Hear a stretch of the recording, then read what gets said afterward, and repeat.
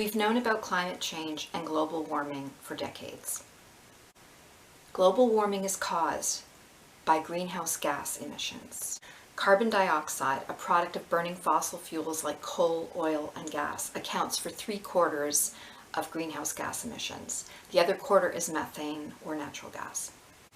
To prevent further catastrophe, we have to reduce emissions and protect the environment. Failure to act has already worsened the crisis. It's no longer climate change. It is a climate emergency. The World Health Organization considers the climate emergency the greatest existential threat. And considering we're still in the middle of a pandemic that has killed and disabled millions around the globe, that's really saying something. Oh, and by the way, the climate crisis also causes pandemics because deforestation and melting permafrost, these will result in more viruses, bacteria, and disease.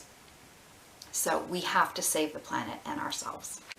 In 1979 in Geneva, 50 scientists gathered for the first World Climate Conference, and they agreed that we need to act on climate. In 1995 in Berlin, the UN held its first Convention on Climate Change, a conference of the parties, or COP for short. They continued to sound the alarm on climate with conferences around the world every year, and this led to agreements like the 1997 Kyoto Protocol. In 2006, the documentary An Inconvenient Truth followed Al Gore's mission to warn people about the climate crisis. Al Gore said, "Each one of us is a cause of global warming.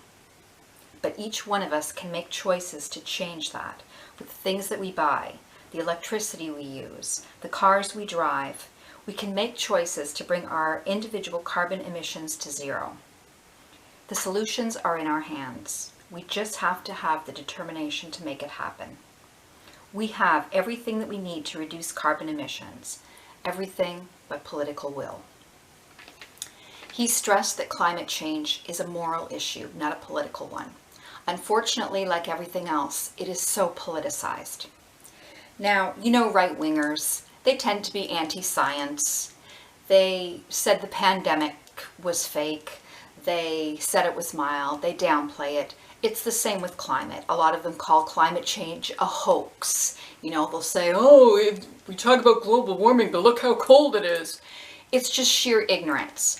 And of course, because conservatives tend to serve corporate interests, so of course they're going to deny the existence of climate change so that the rich corporations can keep making their money because they prioritize profits over lives, and then they can go on exploiting resources and destroying the planet and polluting and not be held accountable because, oh, well, climate change doesn't exist. Thankfully, most countries around the world accept the science behind climate change. This led to the agreement in 2015. The Paris Agreement was a commitment nations made to limit the increase in temperature to 1.5 degrees Celsius above pre-industrial levels. Countries promised to reduce greenhouse gas emissions. Unfortunately, they've fallen very short of their goals.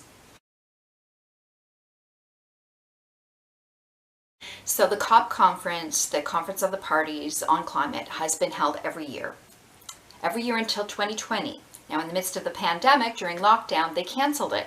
To me, this was a missed opportunity. What they should have done is met via video conference. You know, have it on the computer. No one has to fly to attend a conference during a pandemic, nor should they be doing it anyway. And we're still in a pandemic, by the way.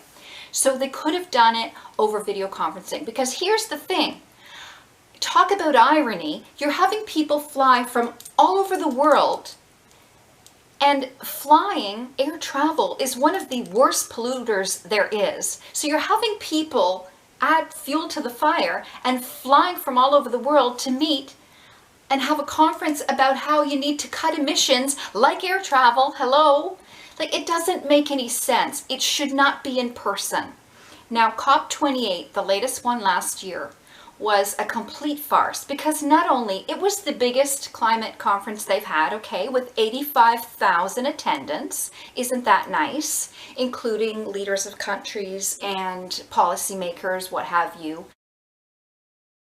200 countries attended, and again, flying from all over the world, because why not? To add insult to injury, guess who was running this thing? An oil tycoon. Are you kidding me? So this Ahmed Al-Jaber, whatever, of ADNOC, Abu Dhabi National Oil Company. So do you not see a conflict of interest here? You're having an oil executive as the president of a climate conference. The number one way to save the planet is to eliminate fossil fuels. Well, do you think Skippy from the oil company is going to want to do that? Oh, hell no. So guess what he said?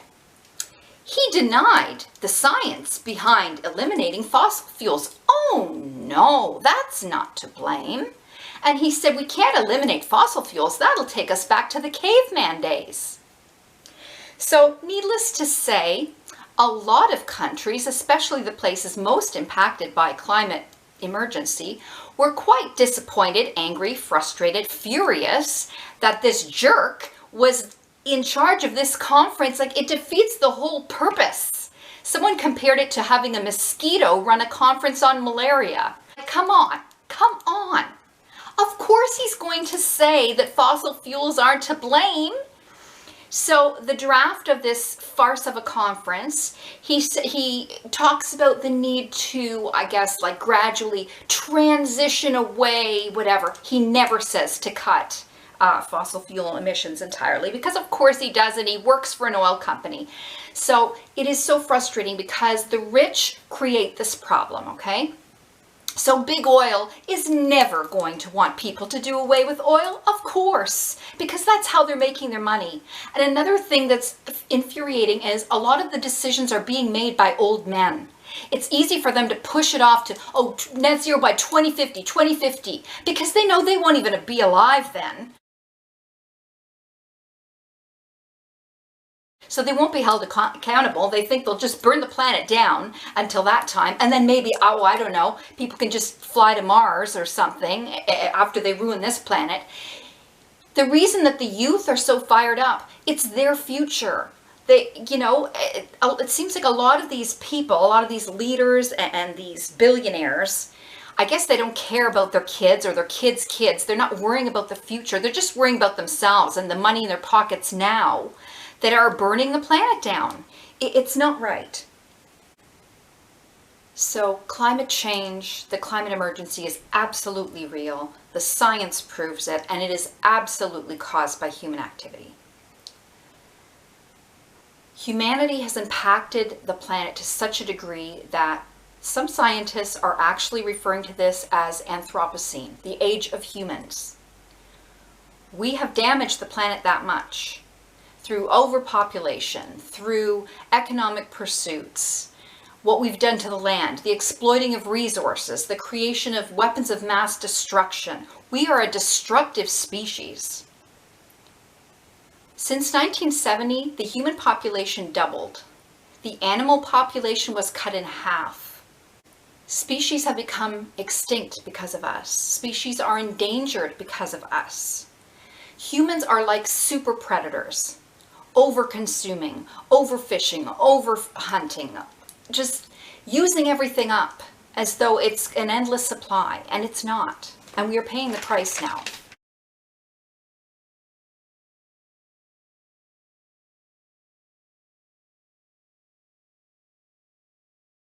The Earth is 4 billion years old. It's sustained life for 3 billion years. Humans have been around about 200,000 years. But look how much damage we've done, and most of it in the last century. It's inexcusable. We're heading for the 6th mass extinction. That's not okay. Are we heading to an apocalypse of our own making? The Bulletin of the Atomic Scientists was founded in 1945 by Albert Einstein, J. Robert Oppenheimer, and the University of Chicago scientists on the Manhattan Project. They created this Doomsday Clock as a symbol of the apocalypse. So midnight signifies the apocalypse, and the nuclear countdown to 0 shows how close we are to Armageddon. So the clock has moved back and forth over time, depending on the risk level. So in 2023, they set the clock to 90 seconds to midnight. And by the way, it's also 90 seconds to midnight in 2024. So we are the closest we have ever been to apocalypse. Just to put that in perspective, we're the closest we've ever been to apocalypse, even more so than when there were actual mushroom clouds in the air. Like, is this not disturbing to anyone?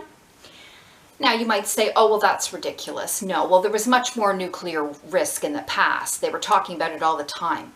Well, that's the thing. It used to be very open. We knew about nuclear weapons. We knew that they were a threat, and everyone was very conscious of it. But now, there are these massive nuclear arsenals, and the weapons have gotten that much more powerful and dangerous, by the way, but it's all kept secret, silent. Nobody talks about it. But we have to worry about it. So we have to worry about nuclear risk from countries like China, Russia, and the US. And while we're speaking of Russia, of course, Putin is a complete madman. He will literally kill anyone who opposes him. R.I.P. Navalny, by the way. He's waged war on Ukraine. I think he would like to take over the whole world. And I think if cornered, if he feels like he's losing, he wouldn't hesitate to press the button. So that's obviously a risk. There are other risks. Disturbing trends in life sciences, artificial intelligence, which no one seems to be taking seriously. It's not very well controlled. Who knows where that's going to go? Stephen Hawking warned about it. I mean, I heard one story about a guy that was actually convinced to commit suicide by AI, some chat AI thing. And of course, the climate catastrophe factors into the Doomsday Clock. So yes, we are closer than ever to midnight. 2023 was the hottest year on record since record keeping began. Not coincidentally, it was also a record year for carbon emissions. Yep, it's cause and effect. It was also a historic year for climate disasters, with more billion-dollar disasters than any other calendar year.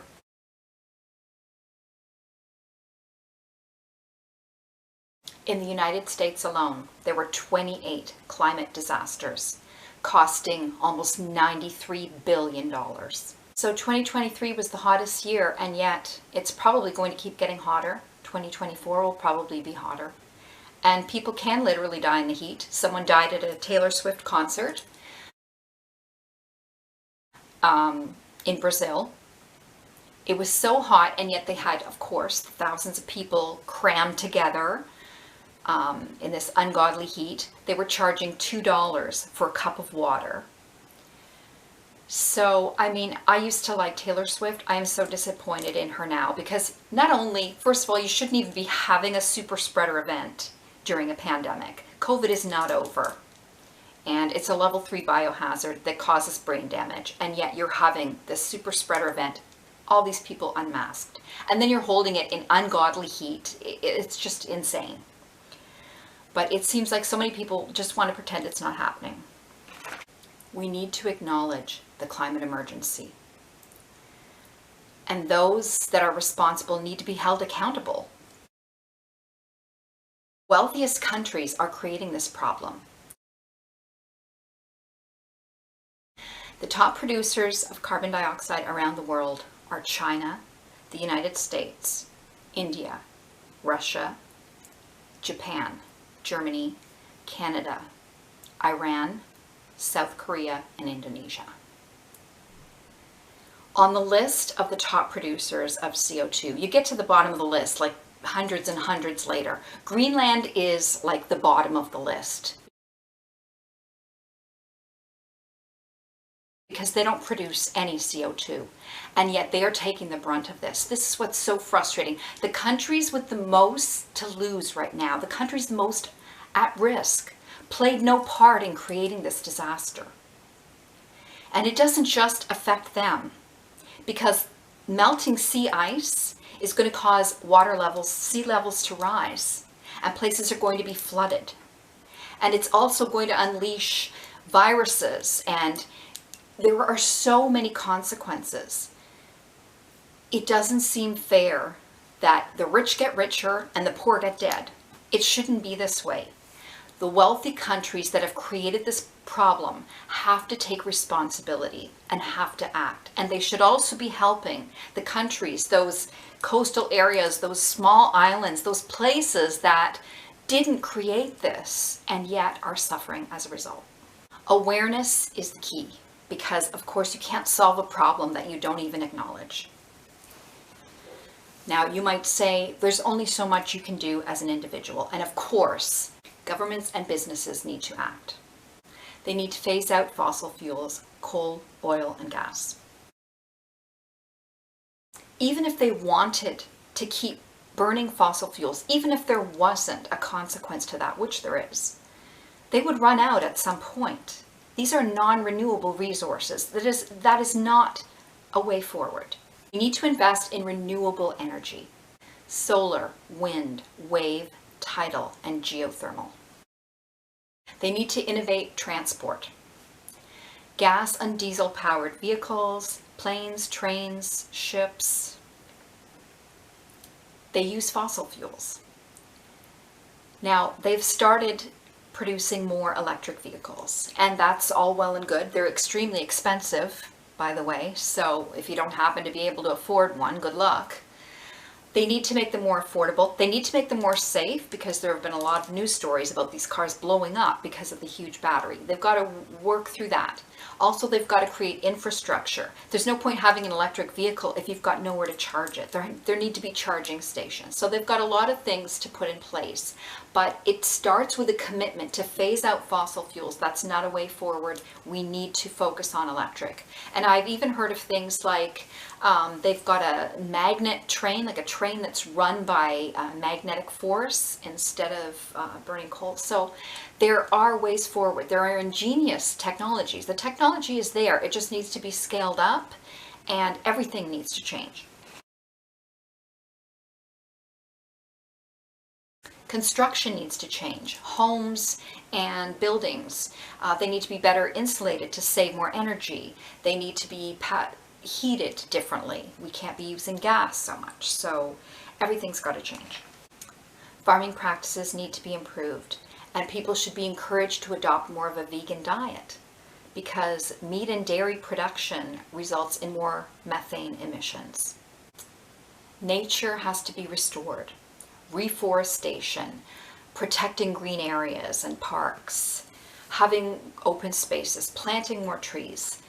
The more nature, the better. Through photosynthesis, trees take in carbon dioxide and they produce oxygen. The more trees, the better. This would help us to reduce emissions. Protect forests like the Amazon. Protect biodiversity. Protect oceans from drilling and overfishing. Reduce consumption. Now, part of this is obviously on the part of consumers, to buy less, to buy only what they need, to be more conscious of the environment when you make purchases. Reduce plastics, especially single-use. Now, stores are doing this, because I order my groceries and they used to be delivered in, the regular plastic bags, and now they're using paper bags with a handle. So they're recyclable, obviously much better for the environment. Reduce the amount of waste going to landfills. Now, my city has started using a compost program, so I have this little container and all the food scraps go in there. So that cuts down on the amount of garbage going to landfills. I just saw a piece on the news about Michigan and how the Michigan landfill, they're being stuck with all this garbage from out of state and even from Canada. Sorry, eh?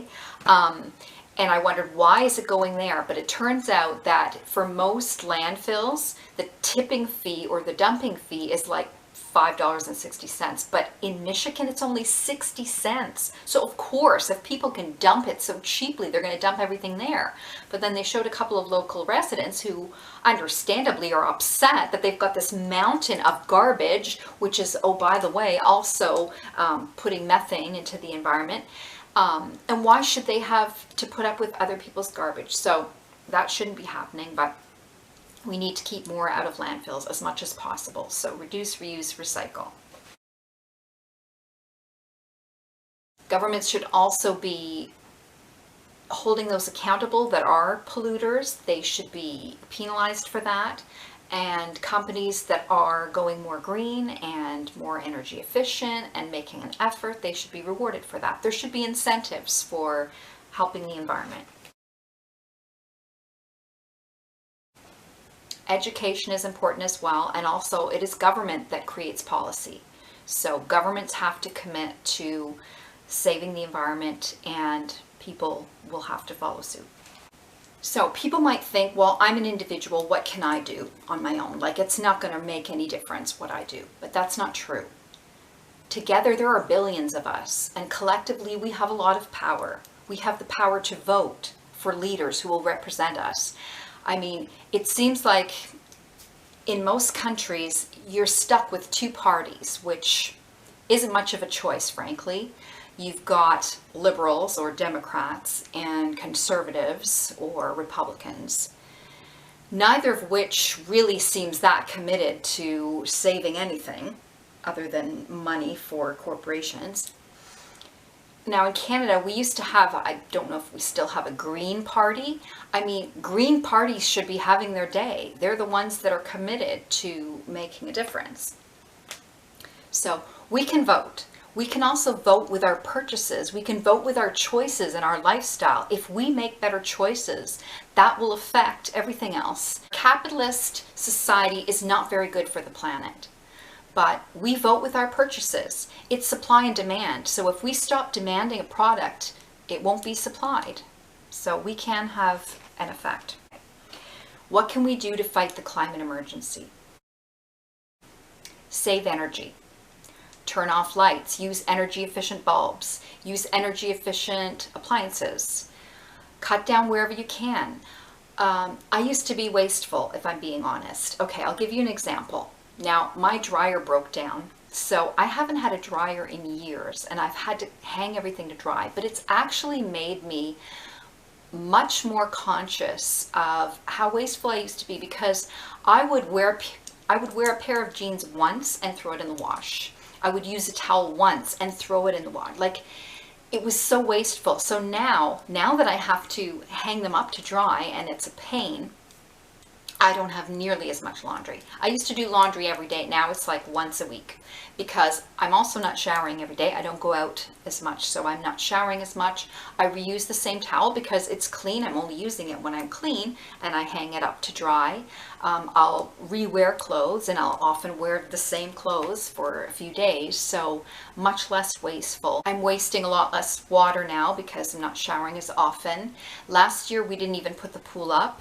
Michelle didn't want to, and that saved a lot of water and hydro because the pool filter had to be running all day. So things like that. I mean, nobody can give up everything, but if you make these small choices just to be a little more conscious, you can also save energy by turning your thermostat down. What I try to do is, I call it living for free in the spring and the fall. If I've got the heat on, I will turn it down really low so that it won't go on. And for a while, I'm not paying for heat. And in the summer, before it gets too hot, I'll put the air conditioner on, but I'll turn up really high, like put it at 85 or something. So it's not going to go on until it's extremely hot. So I call it living for free, because for a while, I'm not paying for heat or air conditioning. So just trying to save as much as you can here and there. It's also better for you. It saves you money as well as saving energy. When they have Earth Hour, Michelle and I always turn off the lights for that hour, and we play games. We play cards by candlelight, and Michelle always finds it fun a while ago, I think it was like last month, we had a power outage and I was very stressed about it, but Michelle thought it was fun. It was an adventure. And, you know, luckily I had some things on hand in the pantry that we could eat for dinner without having to warm anything up. I mean, it's a good idea to have things like can openers that are manual. And I actually, after that happened, because the power was out for hours, so I was kind of worried. I was glad that we had candles.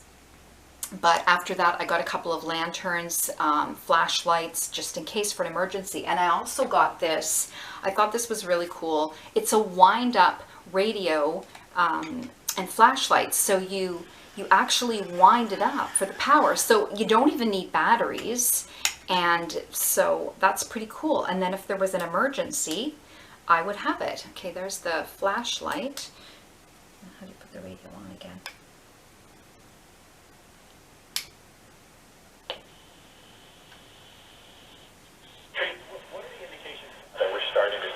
So yeah, like if there was an emergency, you know, I've got a functioning radio and it doesn't even need power. So I thought that was pretty cool.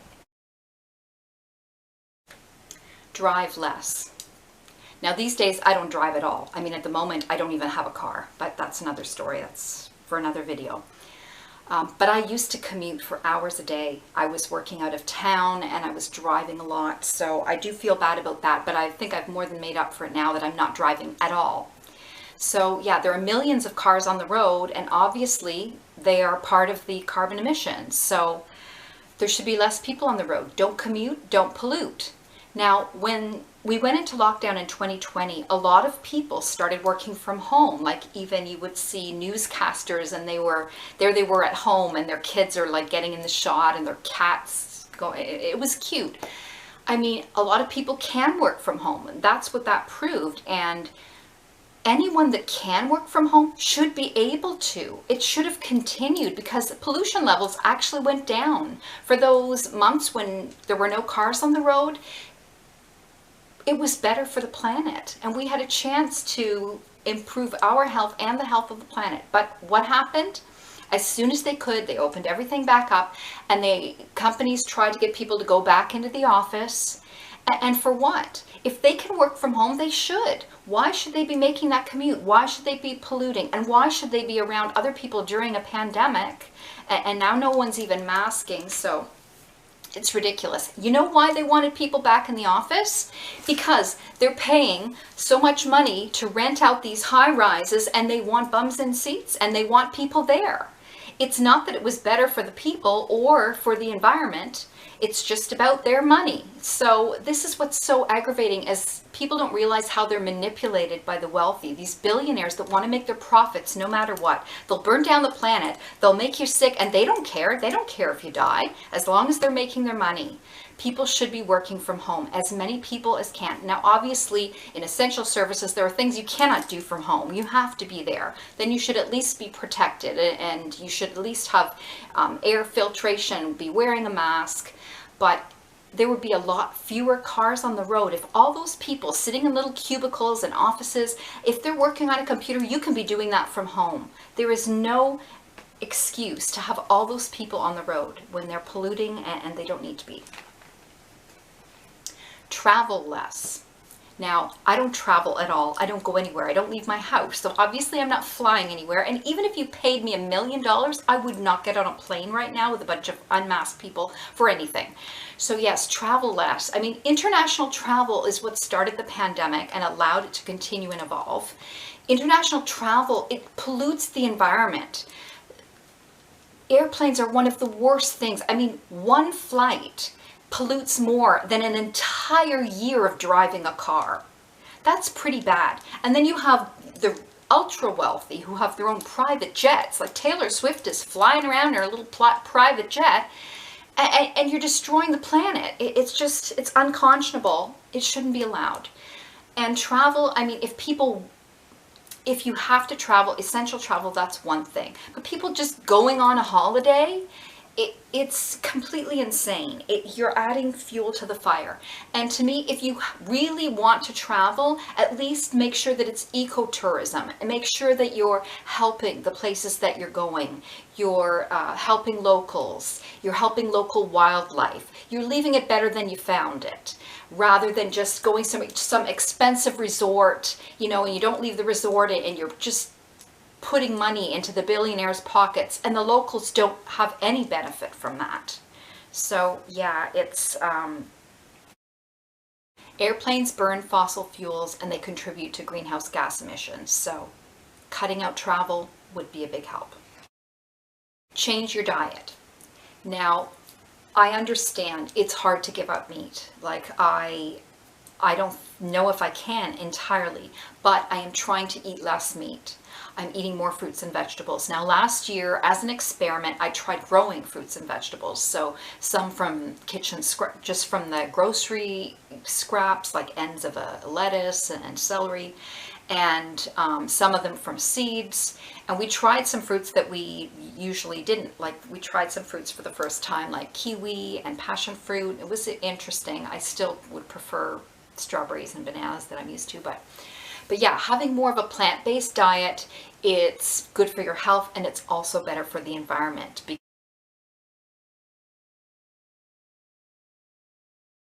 One of the other big polluters is the agriculture industry, and especially meat and dairy. So eating less meat would be better for the planet. Throw away less food. Reduce food waste. Now, as I said, we've got a compost program now, so I feel a little bit better. Some of my food scraps I'm trying to regrow, and some I'm putting in compost. So that's going into compost. That's going to be made into soil. It's going back into the environment. It's not going to end up in landfill. So I do feel better about that. I remember when I was a child, and my mom used to say, we had to eat every crumb on our plate. She'd pile up our plates with all this food, and you had to eat every bit. She would not throw any food away. She used to say, oh, well, there's starving kids on the other side of the world. And I would say, well, give it to them. And she even had this saying, better your belly bust than good food go to waste. Like, really, Mom? You'd rather my stomach explode than throw some food in the garbage? Okay. So I never wanted to do that to my child. I didn't want to make mealtime a punishment. But what I do is, Michelle still has to have her vegetables. She has her broccoli, but I try to give her an amount that I know she's going to eat.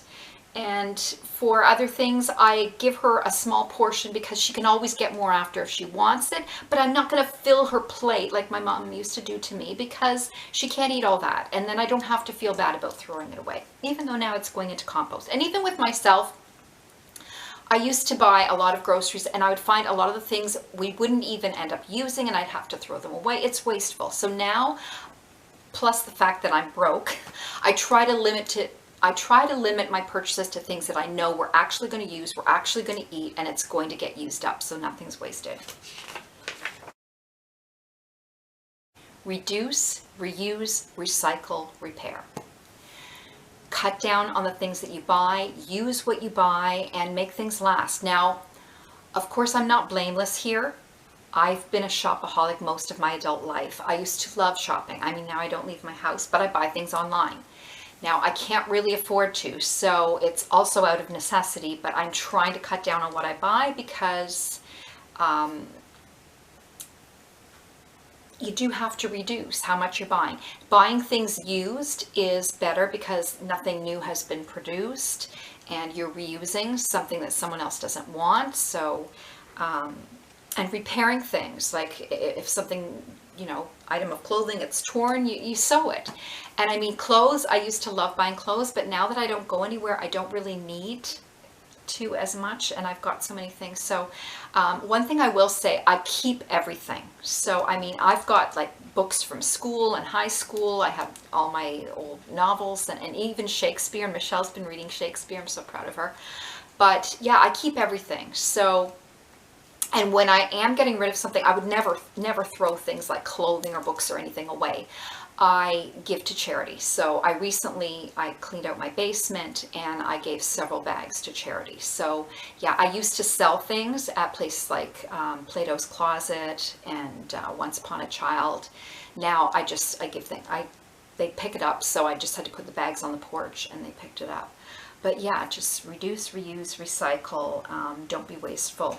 Also, most people like to have all the latest gadgets. I've never been like that. I don't care about technology. I will keep a computer as long as I can, like until it literally dies. I try to keep my electronics for like 10 years, even like I never bought a cell phone. I always had someone's old used one, and even when I had an obsolete iPhone 4, I made it last for 5 years. I just make do. So yeah. Consume less. And again, the capitalist society, it contributes to the problem. You know, the more things that are produced, the more pollution, and the more things that we use and throw away, the worse it is. In some ways, we live in a disposable society. You know, well, some things are literally designed to just be used once and thrown away. And some things like electronics, there's such a thing called forced obsolescence. I mean, manufacturers will deliberately make something that they know is going to break down or be obsolete in a couple of years so that you'll have to get the new one. So yeah, we shouldn't fall for this. You should try to use things as long as you can. A lot of it is keeping up with the Joneses or keeping up with the Kardashians. Everyone wants the latest toy that everybody else has.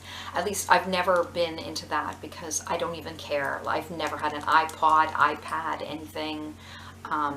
I don't have expensive electronics, and I make do with what I have for a very long time.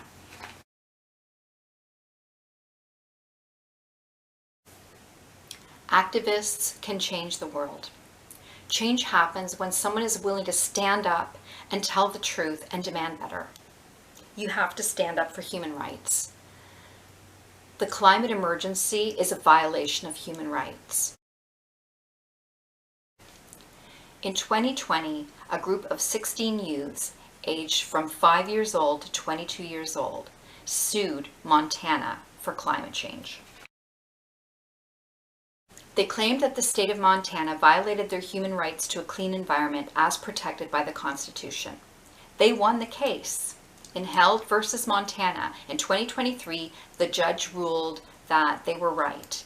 A judge ruled Montana must be responsible and take climate change into account when considering fossil fuel projects. This was a landmark case that empowers a generation of young activists to take action and demand better. You can add your voice to the struggle. I mean, I don't leave my house, and you'll never see me at a large demonstration with a bunch of maskless people. It's not going to happen. But I speak my mind on Twitter and here on YouTube, and I sign my name. I sign petitions like change.org and Avaz. They're always sending me emails about petitions, human rights violations, whether it's to do with climate or whatever else. I recently got an email from Avaz about ecocide.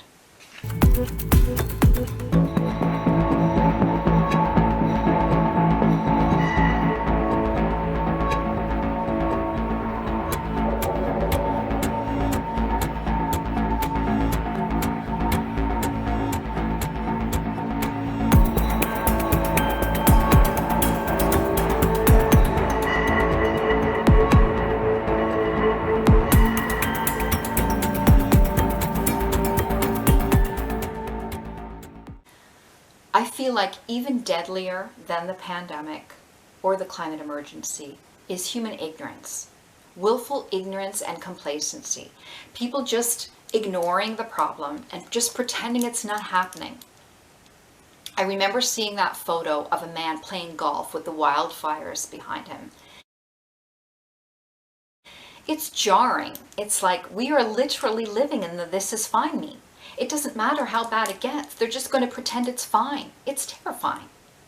Or the photo of that couple at a cafe in Paris and just nonchalant while riots and fires are blazing around them. It's just absurd. We can't ignore this crisis. We've created it. We have to find our way out of it. People call alarmists fearmongers. But alarmists are just warning people and trying to save lives. Alarms save lives, and you can't ignore it. And you can't say this is fine. It is not fine. The climate emergency will continue to get worse if we don't do something. We need to act. People may not want to hear the inconvenient truths, but they need to, because those comforting lies just make everything worse.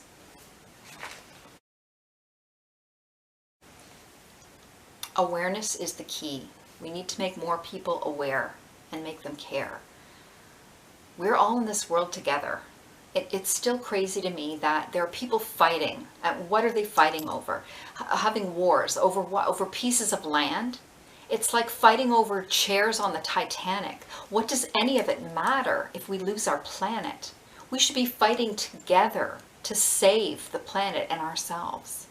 We're all in this together. Anyway, that's my rant. Thanks for listening. Take care, stay safe, and go green.